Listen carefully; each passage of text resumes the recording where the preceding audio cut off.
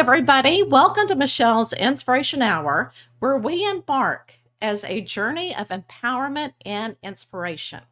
I'm your host, Michelle, and in each episode, we aim to ignite the spark within you to embrace new beginnings and uncover the passion that drives you. Today, we have a remarkable guest, Paul Hemphill.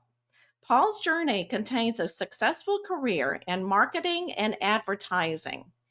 Fueled by his philosophical acumen, he's penned several books, including Why You're Already a Leader and Inspiration for Teens, which he transformed into captivating video and audio programs.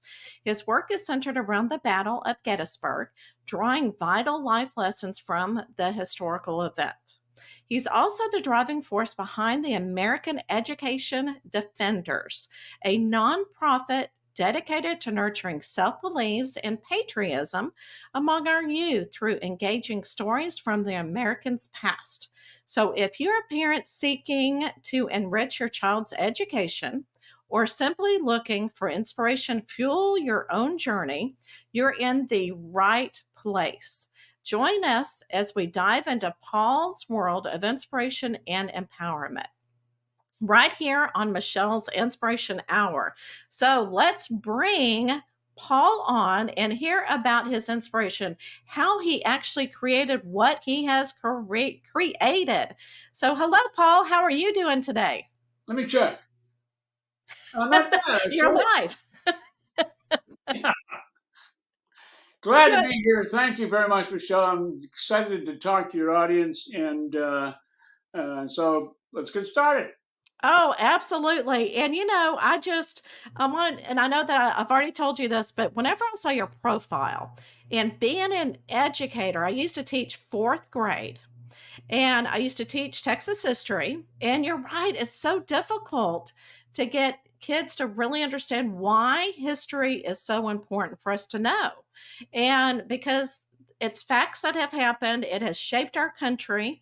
And of course, Texas, we're very proud of our state. That's why we have Texas history.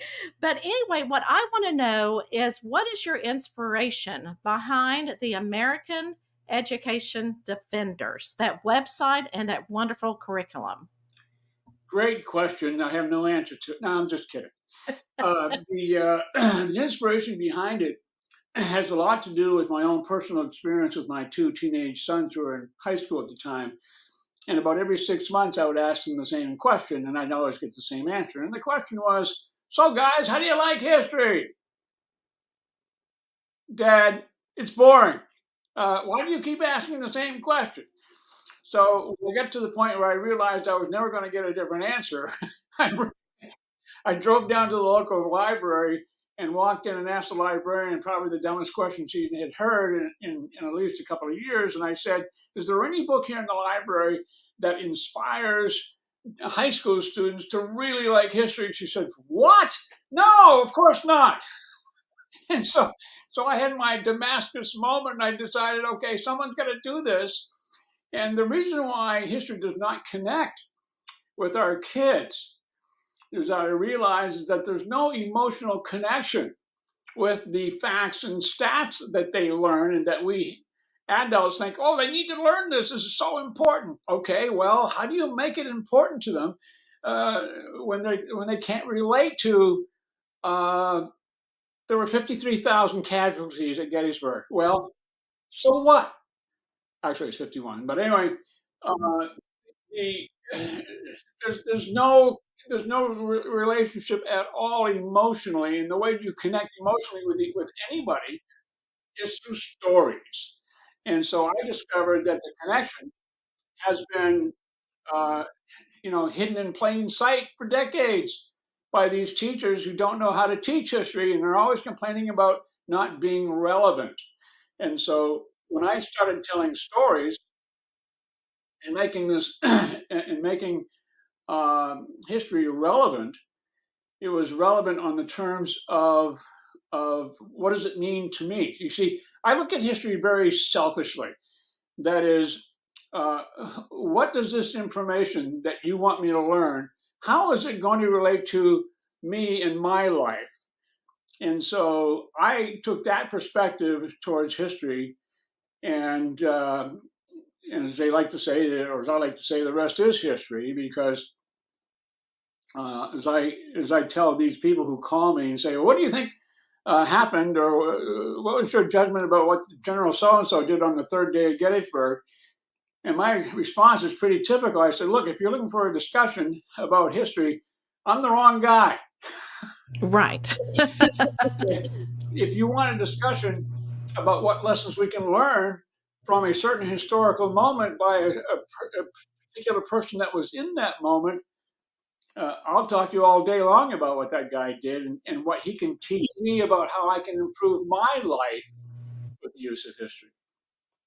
Absolutely. And I'm going to go ahead and bring on your website. And I've got pictures from your website. And of course, it came from the book Inspiration for Teens. Is that correct?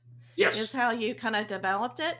And Right. I love how you have a video that somebody is narrating that actually was there and explained what they'd learned through whatever episode or whatever true event happened. And then you have questions, to extend what they watch in the video so that they actually think about it. And I found this. Do you remember I got to bring this up. Do you remember the American Girl dolls? The American Girl dolls. Yes. No, are you had two I sons? know you. Yes, I was going to say I know you had sons, but okay. So and my girls, especially my oldest one, absolutely loved it. And this is kind of what it reminded me of: is they have a doll that is in a certain type of century or has gone through something, and it has a history behind the doll. And they dress up in the period where they were actually born and where they lived. And and that starts with the real little ones. And so I found that very, very interesting. But I love how you took it where high schoolers could actually be interested in, instead of reading from a really thick book. That's it's so hard to really understand it that way. Well, it's interesting. When I published the book, originally it was titled "Why You're Already a Leader," and it was selling fairly well to management types, but for the general public, it wasn't going anywhere. And so I had these two teenagers from Pittsburgh who happened to inform me that they really loved what was in the book, but they thought that the title was terrible. Oh, And so I said, "Oh, what do you suggest?" And they said, "How about Inspiration for Teens?" And I thought, well, the book isn't doing all that well. I'll try that. I'll hire mhm. another cover designer, and we'll change the title. As soon as I changed the title and put it on Amazon, the sales went through the roof. Now, Wow. parents were buying the book, but I've been saying to myself, I don't know if the kids are reading it, but apparently the parents are.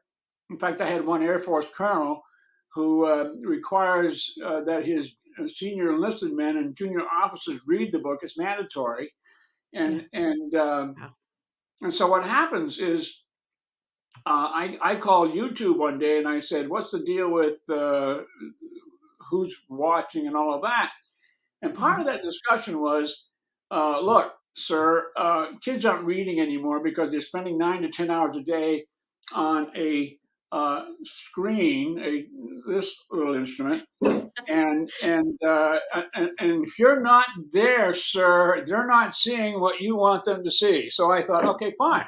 So I Right. converted most of the book over to video, and named the video series "America's 52 Stories." So there are 52 videos in there, and I accompany those videos with what I call digital flashcards that you can print out and put on your room wall or your refrigerator and that sort of thing as reminders of how great your abilities are that you can exercise today, not 20 years from now. And so our kids need that kind of inspiration because they're craving it. Right. And I get this from the parents, and particularly grandparents are very sensitive to this stuff. Mhm. And so I talk too much. Go ahead, ask me the next question. Oh no, I think it's awesome because what you're exactly saying, that the parents and the grandparents are purchasing or wanting to go to your website.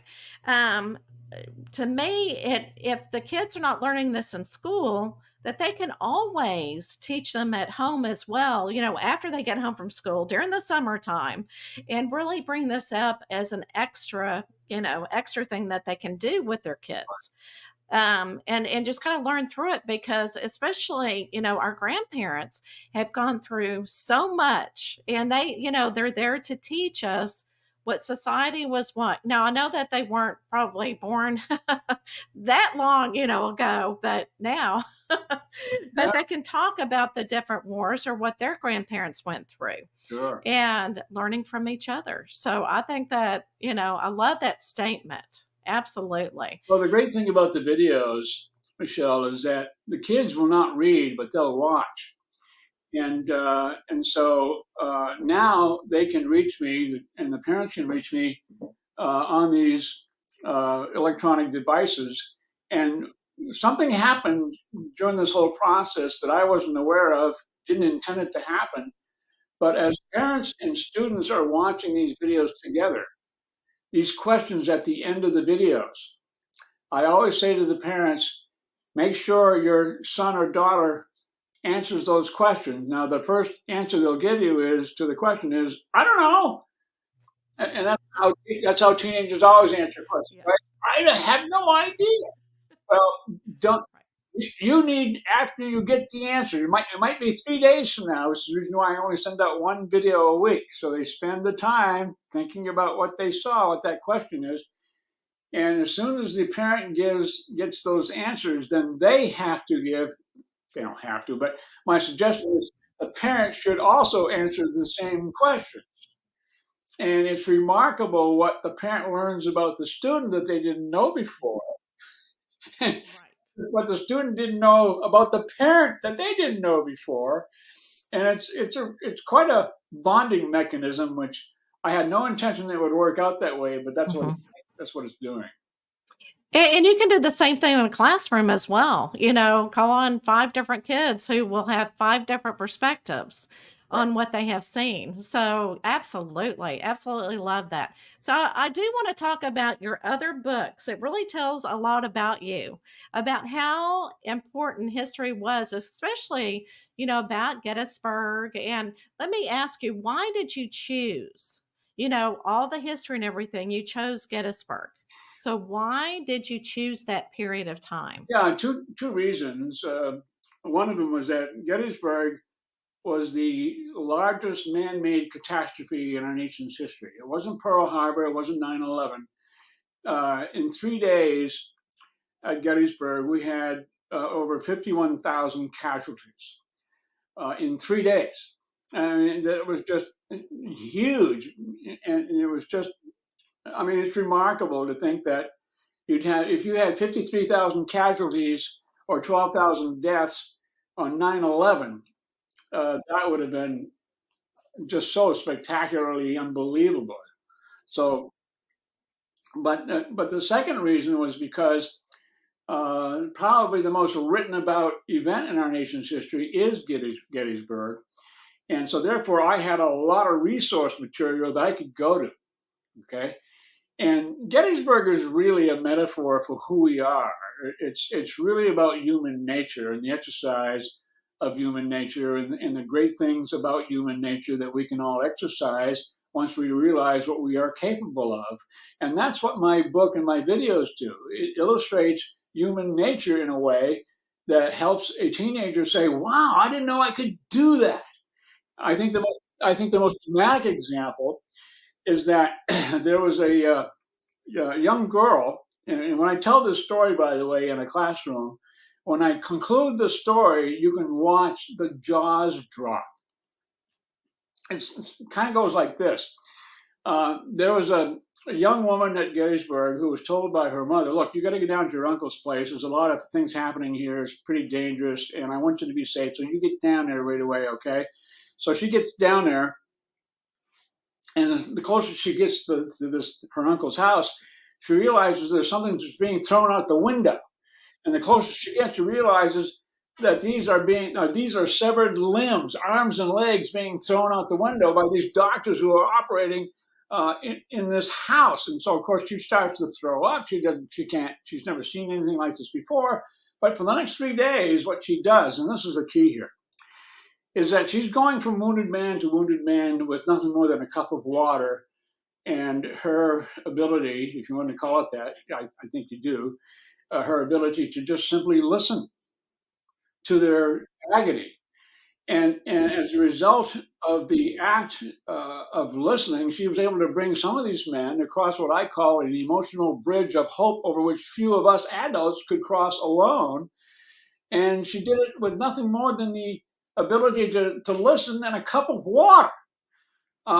So she was exercising leadership in that situation. And so when I tell a classroom that at the time of the battle, this girl was only 15 years old, it tells us in such a simple way that we are capable as a teenager of keeping hope alive where there is none, that we can save a life without even trying, just listening. And that's just one of 203 lessons that I have in my book and in my videos. So we tend to complicate things in our society for the sake of profit, and I like to simplify them, which is the reason why my philosophy background is so critical. Because, as I like to remind my classmates at our reunions, I majored in philosophy, and the result was I was able to simplify the complicated. Absolutely, absolutely. And it's so much more important the way that you're teaching it, because it does give them character development. It gives them the impact, learning about being empathetic.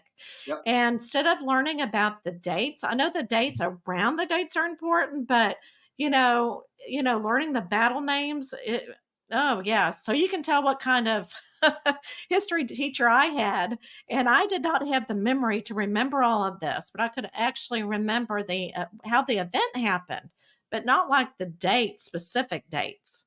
Right. Yeah. I'm not suggesting that my program should be a substitute for the teaching of Oh, right. history, but it's simply a supplement to Yes. to bring the students closer to the event that's being discussed. And then I always say to a teacher, copy what I did. Make your students do their own videos about World War II or an event in the American Indian Wars of the 1880s, Yeah. and the lessons they learn from that, so they can create their own videos and decide, wow, this history is really cool stuff.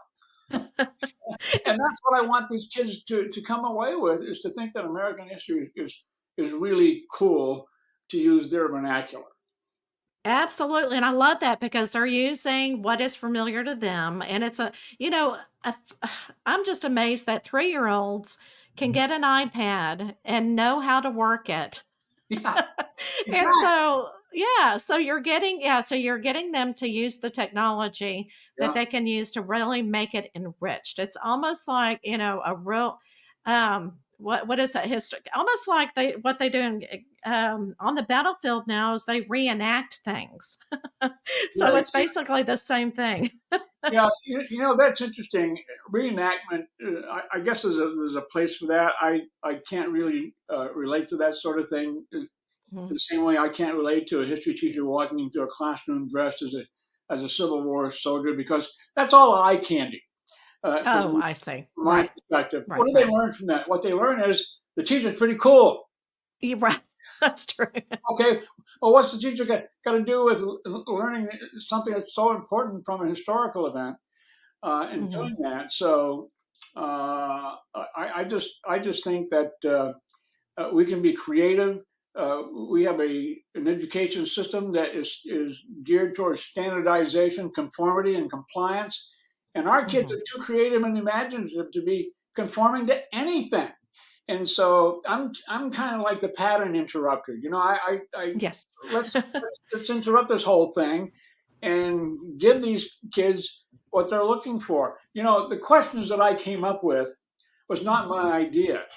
It came up with in a Zoom call that I made in Norman, Oklahoma. Oh, And towards the end of the interview, everything was going really well, and this little hand goes up in the back of the room, and this girl comes up to the camera, and she said, "Mr. Hemphill, could I make a suggestion?" I said, "Sure, go ahead."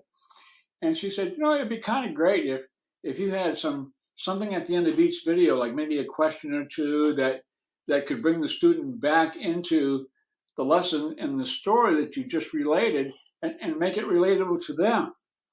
wow. That Oh, is awesome. it, yes, it was. And I went back to every single one of my videos, and I redid every single one of them because of what Mhm. that one student said. And every video has a bunch of questions that come with them. And Right. and the parents, of course, who receive them, they don't know that I went through that process. you know, Right. and Right, right, right. but whatever the student wants, whatever they can, however it relates to them is what I want to do. And so now Yeah. I'm at a point, Michelle, where I'm getting out of Gettysburg, and I want to do videos and stories about other Americans of all races and creeds and colors, Right. of different eras in our history, so that uh, a Hispanic student can come into the same class with the kid whose grandparents are from Germany and all that, and say, your ancestors are pretty cool. Yeah, your ancestors are pretty cool too. Oh. And so that's what makes us great. And so I am looking for. I'm in a donation situation at this point where I need to raise funds to help me make all these things, and I need to hire a marketing firm that's going to get the word out, because Right. uh, I'm all by myself. I don't have a staff. It's all me. So Oh, wow. yeah. Yeah. So if I could get help that way, people can go on my website and they can go to the donation page and just click away. So anyway, that's Okay. a little plug. Well, and I will put where your website is in the notes so that they know exactly where to go to donate. I've got to show this picture though. The American's oldest teen.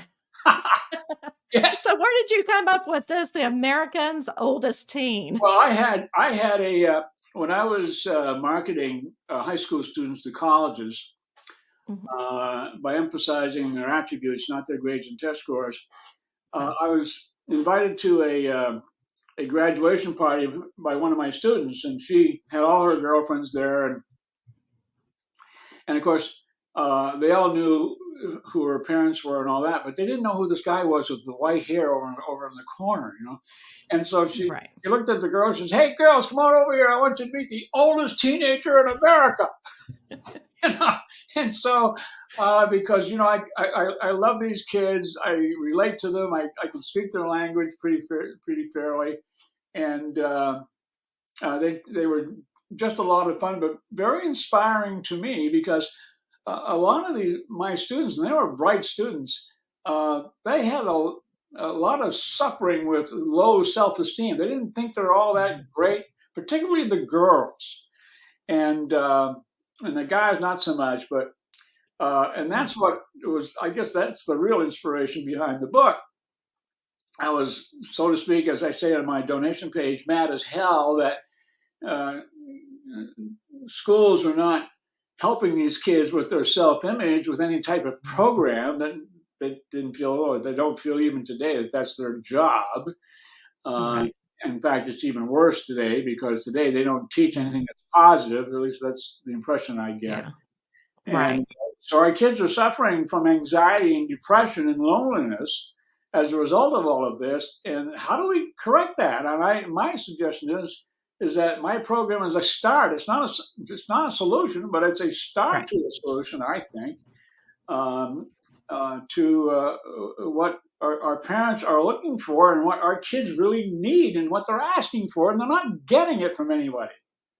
Right. Right. So, Well said, Paul. Okay, I've got to ask you now, this is completely different than what we've been talking about. So, if you were going to give somebody an inspirational message, what message would that be? I usually am asked that question at the end, and I always have a quote that I like to quote Oh, good. from Okay. someone that you might be familiar with, and I'll give his name at the end. And this is what he Okay. said: "It is not, can any of us imagine better, but can we do better? The dogmas of the quiet past are inadequate to the stormy present. The occasion is piled high with difficulty, and we must rise with the occasion. As our case is new, so we must think anew and act anew. And then we shall save our country." Wow. Abraham Lincoln. I love it. And I actually saw a picture of you standing beside a statue. Oh, no, it was on a t-shirt that said, I miss Abe or something. Right. Yeah. So, I was, yeah. So, I was thinking about wearing that today, but maybe on the next interview. How's that sound? hey, there you go. There you go. And I thought, oh my gosh, that's just perfect. And that just went along with it. All Sure. right. So, are you ready for the last question? Michelle, I'm always ready for you. Okay. All right. And you know what? I'm not surprised. And, this question, we don't know what it's going to be. It's always a surprise. So let's see. Let me go ahead and spin the wheel. Spin the wheel. Spin the wheel. Oh,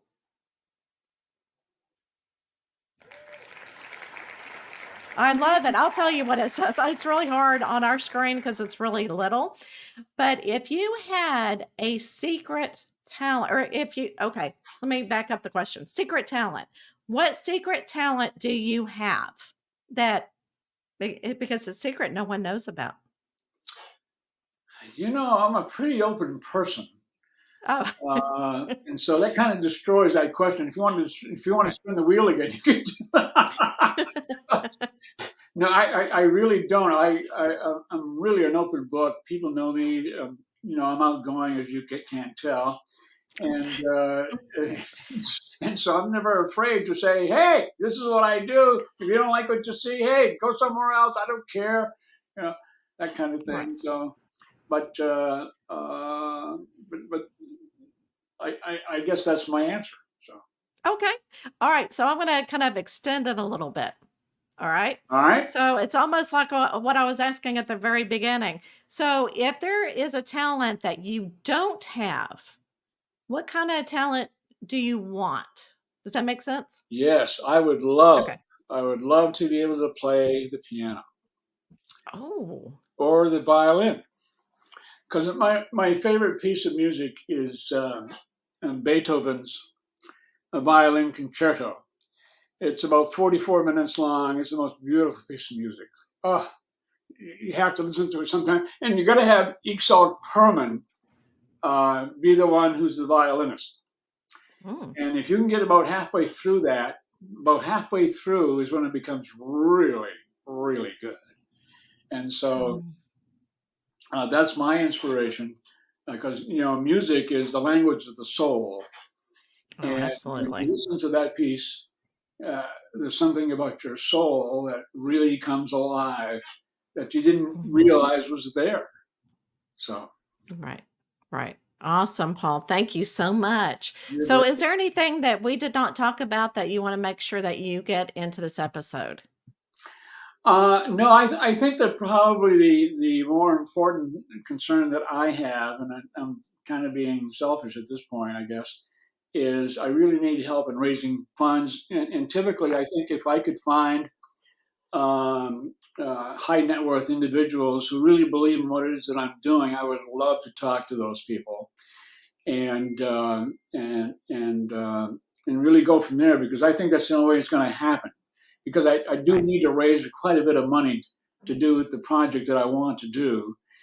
Mhm. And as you can see, I might be 77 years old, but I'm actually uh, going on 18. So Yeah.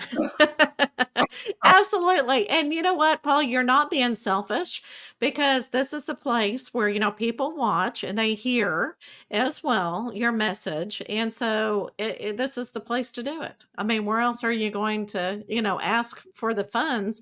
Because you will find people that believe in the same thing that you do, because it is so timely right now that we need to get education out, historical education out for these kids. yeah, and I think that American history is so vibrant. It's so rich in its lessons, and it really hit me pretty hard when I was out in South Dakota last summer on my bucket list trip, as a matter of fact. And I went to Wounded Knee, and it was really a Mm. dramatic moment for me because I didn't realize how what an impact that massacre on 300 innocent men, women, and children had on the people to this day in that little town of South Dakota. So that's another story, but and I knew then that I had to do stories and videos about the American Indian, or as they would like to say, First Nations people, because they were the First Nations here before the European settlers came to this country back in the 15th century. And so we got a lot of work to do, and I'm really looking forward to doing it too. So Awesome. Well, thank you, Paul, for being here. And again, you've got a fantastic message.